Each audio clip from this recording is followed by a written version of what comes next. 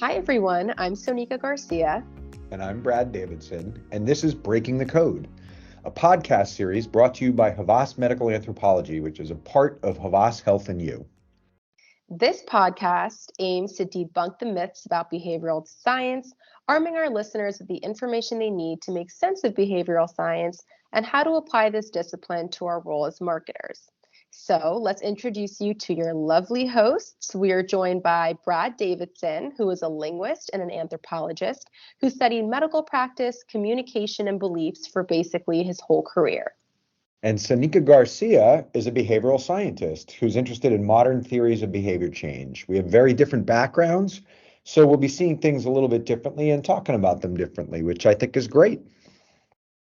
Since part of our remit is to socialize the social sciences within the network and within medical advertising community overall, we started this podcast. So let's go. Great. Thanks, Brad. So welcome everyone to episode 1 of Breaking the Code. For us, the code is really about communication and signaling. So first, we need to break the human code, really understanding, how people think, what they say, and what they do. And then we need to break the marketing code. So understanding how we can apply, what we know about human beings to how they act as consumers.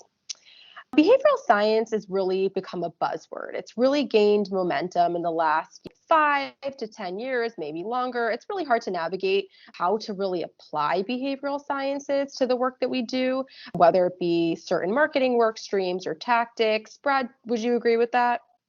Definitely agree it's a buzzword. I mean, I don't know if the 5-year horizon is the right one or if it's been a 20-year horizon since I've been in the industry and it sort of comes and goes, right? It becomes popular, it becomes less popular. It's definitely been something that's been coming up more and more in the last couple of years, though. I mean, we hear our clients asking for it now. Our partners are talking about it. There's new vendors popping up all over claiming to be based in one social science or another or practice or fields. So I do think it's become a bit of a buzzword.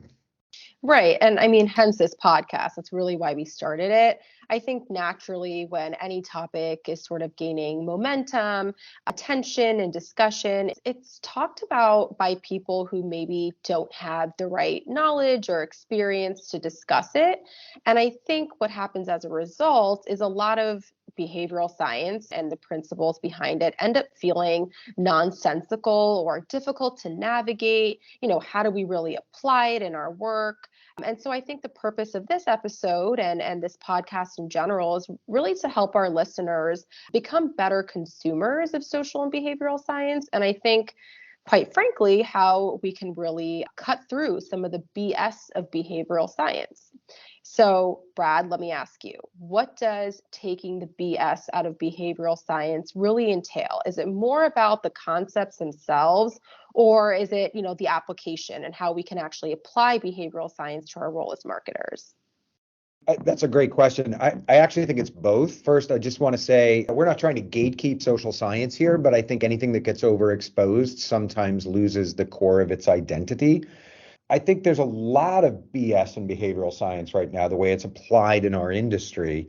And as a trained behavioral scientist, that kind of hurts my feelings, actually. I don't like it when things are misused, but I also think just when you can't separate out what's good from bad, what's BS from not, you end up throwing the whole thing out the window because it's a lot of work to separate the wheat from the chaff, right? And I think that's a bit of a tragedy because the behavioral sciences are different from the bench sciences in their object of study. We study people, and people are the people that we are trying to influence, right? We are trying to change behavior in a health positive way. So we study people, social scientists, and people and human behavior are famously complex, multifactorial, very difficult to parse. It's very hard to quantify us. So you can quantify what they do, but not what they feel. So we're very interested in pharmaceuticals and things like human motivation and how do we increase it to get vaccinated, for example. But measuring human motivation is a lot harder than just giving it a fake number. Like they're a 7 on a 10-point scale. We can quantify things, but it's not certain that that helps us actually do the work we need to do, right? So I don't think it's good behavioral science if you can't really apply it, if you've just done the sort of pro forma, we approached it, right? As 7-point scales on motivation are famously bad at predicting future behavior, for example. So things we can measure, that's great, that looks like social science, but it's not actually social science if we haven't been rigorous and applied it to, like, does this predict future behavior? Does this give us insight into what we need to do? Yeah, that makes sense. So I think what I'm hearing is we can apply it, but it's also the measurement. Did this actually result in the behavior change that we wanted to get our consumers to do? Is that kind of what you're saying? It is. And I think marketing is itself a form of behavioral science experimentation, at least from our point of view, right? Marketing is designed to change behavior. And so if we approach behavior change like an actual experiment, a formal experiment, then we can measure the results better and start isolating what worked and what didn't. We identify behavior, we identify what we think are the drivers of behavior, we craft an intervention in the form of an ad or a tactic that's supposed to change the underlying motivation in some way that then changes the behavior. Well, those are all testable hypotheses when we launch something. But I think, when it comes to the process, the problem is a lot of the BS is really about the approach and the willingness to do that kind of work, to do that rigorous testing. I think there's a lot of argumentation by claim. So, in other words, what I mean by that is saying, like, well, somebody did this because they are risk averse. Okay, prove it. We need to be able to be replicable. I think that's one of the problems that the social sciences have in a bench science driven world like medicine, where psychology has a replicability problem. I don't think we hold ourselves to the same high standard that, say, a p-value forces you to hold yourself to in a pharmacodynamic study, but we should. It's a different science because we study different things, but it's still a science.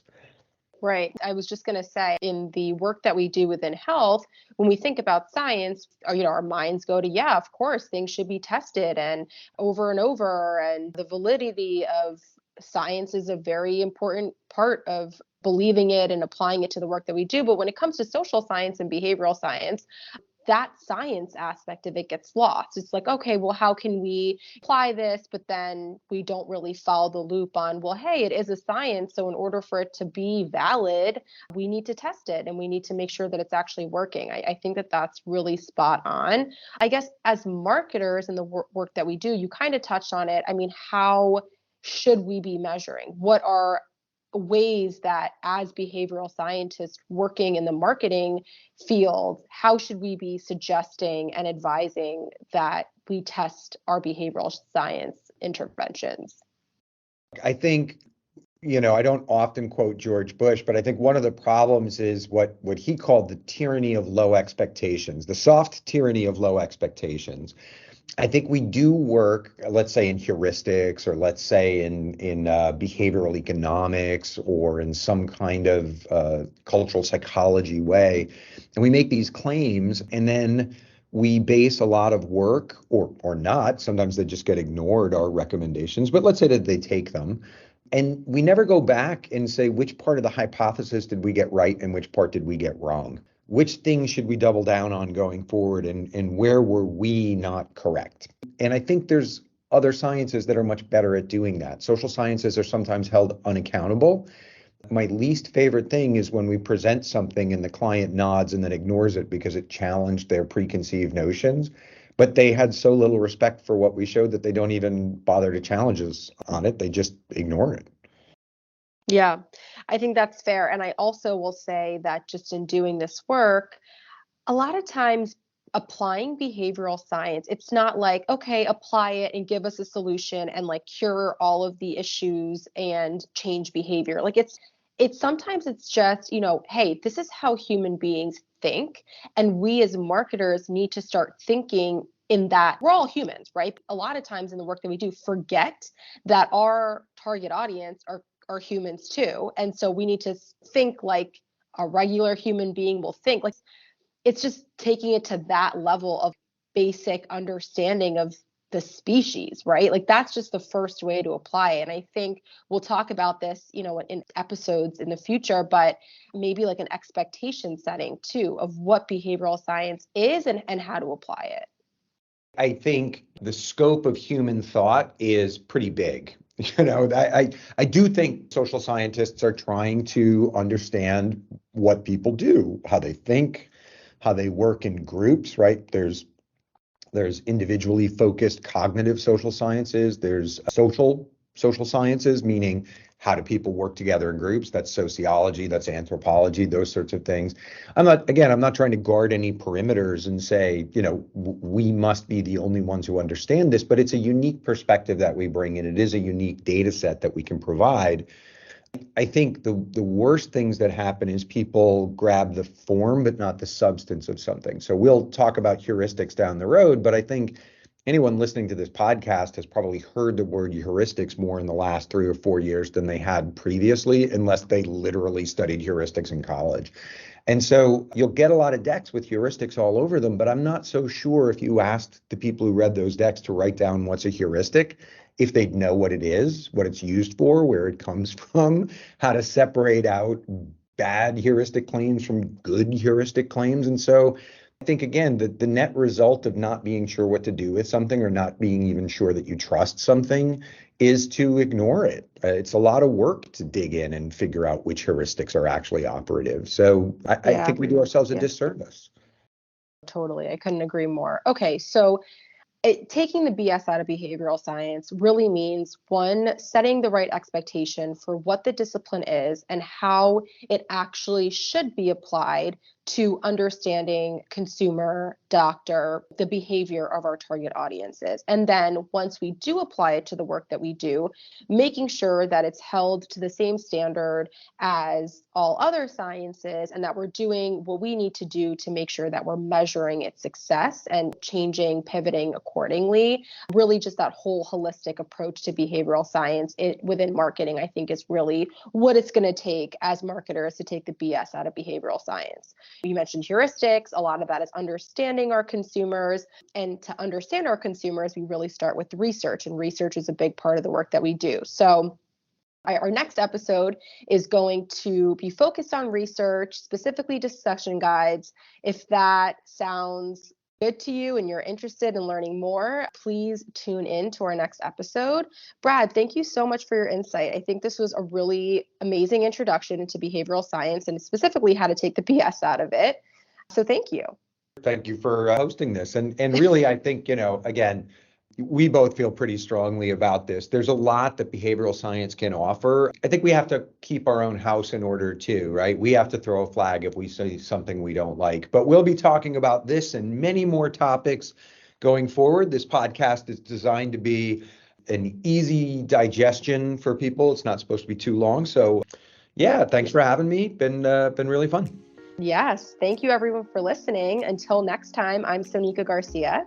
And I'm Brad Davidson, and this is Breaking the Code.